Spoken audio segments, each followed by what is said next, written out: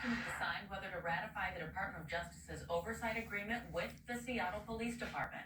This comes more than a decade after the SPD entered into what is called a consent decree, born out of concerns over use of force.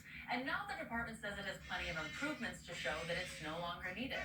In fact, they're asking for it to be replaced altogether, but some aren't convinced that that is the right move. The latest report from the Seattle Times shows the findings of a data scientist who studies violence and extremism. Sherry Towers looked at public data from SPD and found that police killings and racial disparities here have actually gotten worse since the consent decree. In fact, she found that 1 in 10 people killed in Seattle since 2015 were actually killed by a police officer.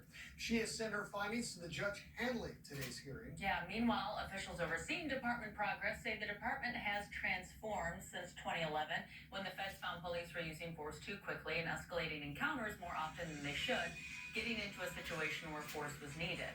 SPD leaders say they've adjusted their response to complaints and they've cut serious use of force by more than half. But the Department of Justice says there's more work to do here, specifically when it comes to police accountability and crowd control. That's where a new agreement would replace the current decree. If the court approves of the agreement, then it will close out the requirements in the consent decree that SPD has completed and put in its place new requirements focused on those two areas that have been identified by the monitor and the court. The proposed compliance agreement achieves the right balance because it recognizes the great strides that SPD has made, while also ensuring that SPD continues to improve in these two areas. Ultimately, it is the court that will decide how to move forward. Well, meantime, the ACLU of Washington told us back in March that this progress doesn't mean mission accomplished, especially when it comes to routine.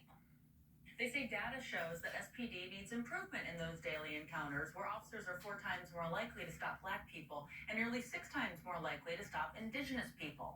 Officials say the cost of these proposed reforms sitting right now at about $200 million. So this hearing is going to take place in federal court. We'll keep you updated on air and online at fox13seattle.com.